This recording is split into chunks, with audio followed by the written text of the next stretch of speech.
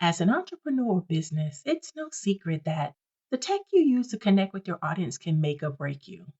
Your tech stack is crucial to ensuring your workflows and methods of communicating are seamless. Today, I'm talking about what a tech stack is, how to build one, how to get the most value, and some tools that may be helpful.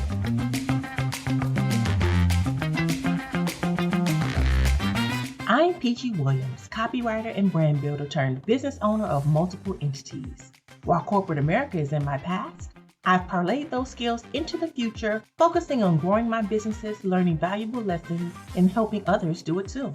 What started as an idea to capitalize off my skills has helped so many to create a strong brand with actionable steps, copy, and content that matters.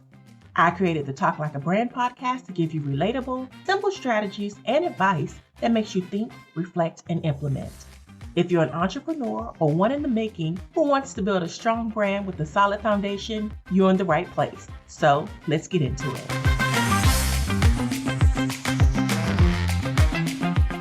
Micro businesses and solopreneurs have a lot of hats to wear. Even if you're in the small business category with 100 to over 1,500 employees, you still need a tech stack that's going to keep your operations running smoothly. So, what exactly is a tech stack? I'm glad you asked.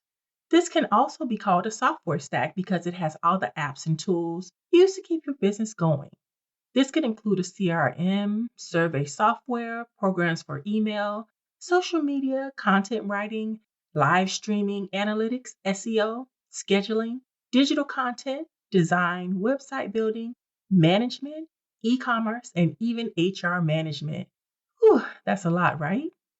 Now, there are tons of tools on the market, so figuring out which ones work best for your needs is the first step. The best tech stack is the one that carefully considers everything and keeps you organized. You can have many different tools, but if they don't contribute to your productivity, they aren't effective. The goal of having a great tech stack is to simplify your processes and not add additional work.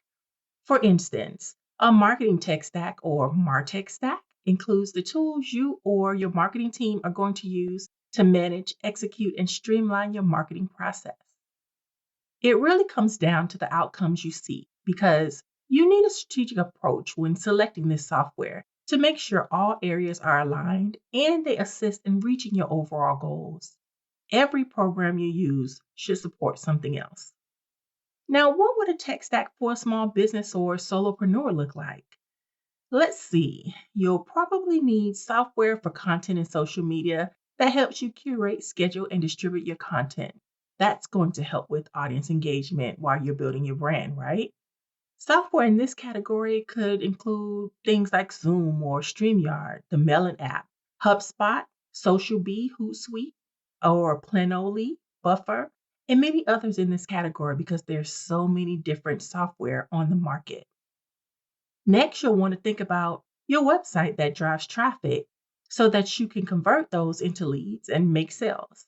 And again, there are tons of options on the market: Wix, WordPress, Squarespace, Shopify, and others. And these are just a few. This also includes landing page software like Lead Pages or Fresh Pages. Your tech stack won't be that effective if you don't have some form of email automation, right? This is how you get to your audience.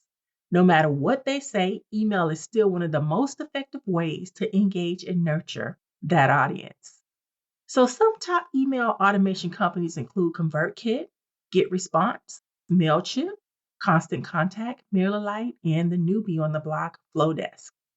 So as you move through that journey and you're thinking about your tech stack and how you're going to put it together, you must think about digital advertising software because we're in the digital transformation, right? And everything is online. That's how you really connect beyond email and your website. So Facebook and Google ads are very popular, but you can't forget the software that gets your ads seen. You want to think about some design software like Canva and Adobe. You also have Trello, who was just bought out, and other software that helps you design the things that you need to connect with your audience. So those emails that you see that have graphics in them, or your social medias, platforms that have the different covers and the static images. All of those things are done in a design program. You really want to think about which one will work best for you. Now you should think about what you're going to use for project management and collaboration.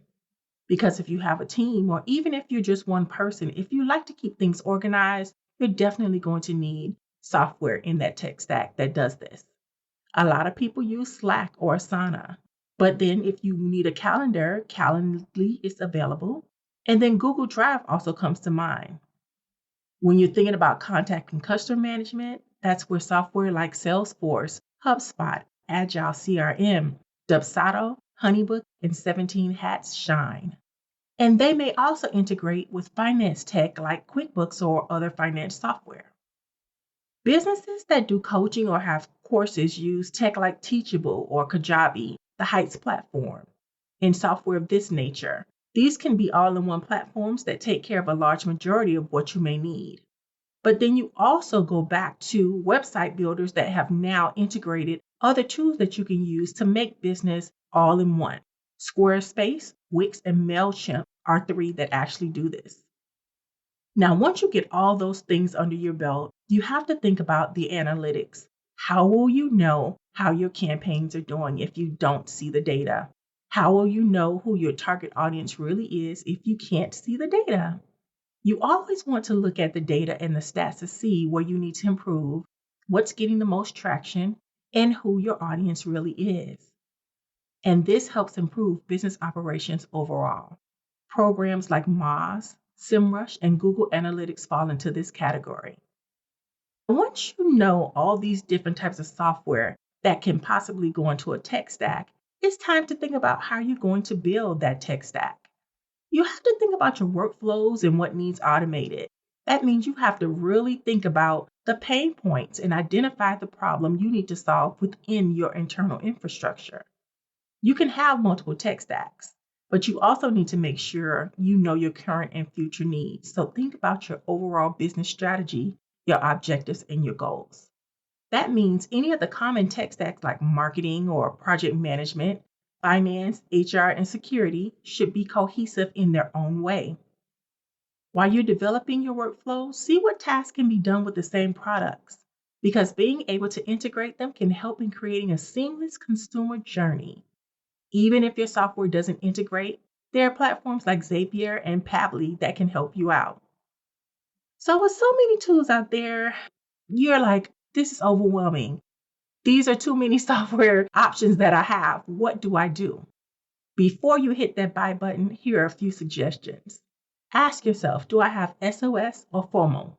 Shiny object syndrome, or SOS, gets most people, and yes, I'm a culprit because I love tech.